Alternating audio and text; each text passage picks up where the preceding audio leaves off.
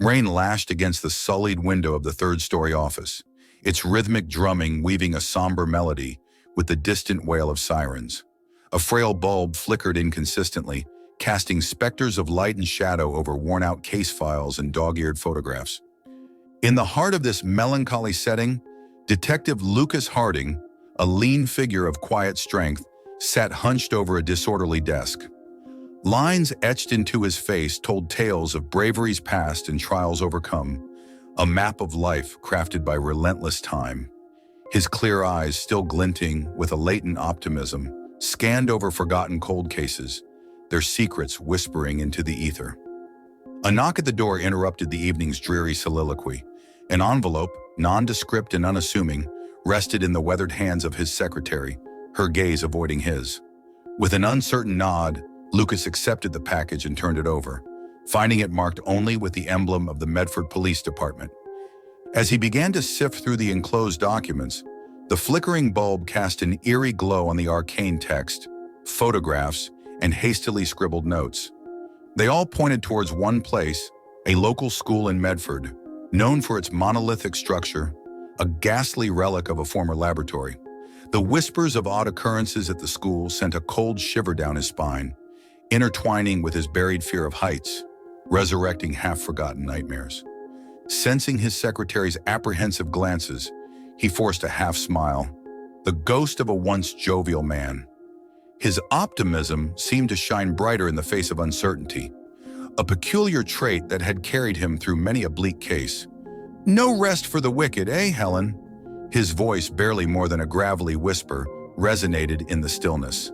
Helen, a soft-spoken woman with keen eyes, responded cautiously. "Are you sure, Lucas? It seems peculiar." Lucas responded, chuckling. "Isn't that the essence of our profession, Helen? To unravel the peculiar." But even as he indulged in the light banter, his mind was already embarking on the journey that lay ahead. A school repurposed from an old laboratory, cryptic occurrences, the prospect of a mysterious case. It was a puzzle that demanded to be solved. And therein, he knew, was a chance for the advancement he'd been yearning for. The flame of ambition was reignited, glowing brightly amidst the oppressive storm.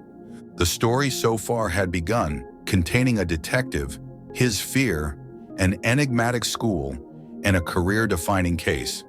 As the hour grew late, he returned to the cryptic contents of the envelope, the whispered rumors of the school growing louder in the recesses of his mind. The storm outside mirrored the tempest brewing within him, the edges of the nostalgic nightmares slowly unraveling, leading him towards the labyrinthine corridors of a school shrouded in secrets and whispers. As he braved the storm that night, the unseen contours of the cosmic horror began to stir, setting the stage for the next chapter of his investigation. He was not yet aware of the dread that awaited him in Medford's underbelly. Little did he know that with each raindrop that pelted against his office window, he was descending further into a world where reality danced with the unimaginable and the mundane masqueraded the malevolent. The day dawned gray and unwelcoming, as if Medford itself echoed Lucas's unsettled disposition. The school loomed large in the distance, its Gothic spires like ancient sentinels overseeing their desolate dominion. It seemed a grotesque chimera, half learning institution, half ghostly relic, a disconcerting blend of innocence and eeriness. He approached, the formidable edifice amplifying his latent acrophobia. The towering structure with its enigmatic aura dwarfed him, but he was not one to be cowed. A melange of fear and curiosity fueled his resolve. Stepping into the school was like stepping into an old photograph. Long, high-ceilinged corridors echoed with the innocent laughter of children. Faint chalk dust still lingered in the air, and somber portraits of long-departed scholars gazed solemnly down upon him. Yet beneath this veneer of normality, a profound unease brewed, much like a placid lake hiding its monstrous depths. "Detective Harding, welcome," a cheery voice broke his reverie. Principal Henderson, a stern yet genial woman, extended a warm handshake. "You're here about those odd rumors, I assume?" Their conversation took a meandering path through the sun-dappled classrooms and austere offices. Throughout the tour, he collected whispers of aberration, a boy scribbling unidentifiable symbols in his notebook, a group of teachers sharing hushed conversations punctuated by anxious glances, a janitor subtly steering him away from the old chemistry lab. Henderson, bemused, dismissed the rumors. "I assure you, Detective, children have a flair for the dramatic. Our academic performance has seen a rise, but attributing it to something sinister is far-fetched." Undeterred, he dug deeper. He sought out quieter students, intrigued by their sudden scholarly prowess. He navigated the labyrinth of whispers and half-truths, each interview unearthing a new layer of the enigma. "It's like a dream," one girl confided, "an old dream that keeps getting clearer." A teacher admitted to midnight gatherings alluding to new methodologies for learning enhancement. Still, the name Veridical Conduit remained elusive, a specter lurking just out of reach. As he departed, the sun setting cast a mellow glow over the monolithic school. He felt like a spelunker at the mouth of an unexplored cave, the unknown depths promising both danger and discovery. The stakes were high. His career, his sanity teetered on the precipice of the unknown. But the allure was irresistible. That night, his dreams were filled with echoing corridors, strange symbols, and the incessant whisper of an unseen terror. He awoke with a taste of cosmic horror lingering on his tongue, an ominous prelude to the dark underbelly of Medford that awaited him. The inscrutable school had divulged its secrets, and it was clear that his descent down the rabbit hole had only just begun. Lucas Harding's investigation unfurled like a shadowy tapestry, leading him into the less traveled lanes of Medford, where society's underbelly thrived. The bright optimism that had lit his eyes now bore the somber weight of dark revelations. The sprawling school was replaced by narrow, grimy alleys and dimly lit corners, the very veins of the city where secrets flowed unchecked. A lead took him to a clandestine meeting at an abandoned warehouse, where whispers of the Veridical Conduit thrived. Anonymity was a cloak these figures wore, their faces hidden, their names replaced by aliases. Lucas, now known as the Hawk, was a silent observer amidst this labyrinth of subterfuge. A hushed conversation in a shadowy corner revealed the existence of the Veridical Conduit, a mind-enhancing drug that seemed more of a pact than a mere substance. "It awakens you," a man muttered, his face obscured by a low hat, "like a dream that becomes reality." His inquiries, subtle yet persistent, led him closer to the crux of the operation. The conduit wasn't just a drug, it was a gateway, a bridge between the mundane and the ethereal, the human and the divine. Its users didn't just improve their cognitive functions, they found themselves tethered to a darker presence, a deity from an unseen realm. As he delved deeper into the sordid network, he found that this deity was slowly weaving itself into their reality. Each dose of the Veridical Conduit strengthened the connection, allowing the deity to slip into the minds of its users. The drug was not a means to an end, but a conduit for this celestial horror to impose its will. While the knowledge he sought was unfolding, so was his trepidation.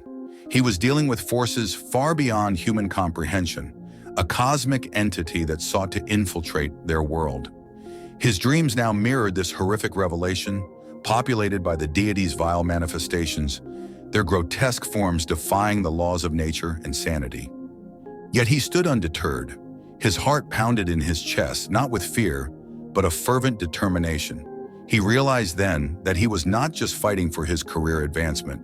He was locked in a struggle for the very fabric of his reality.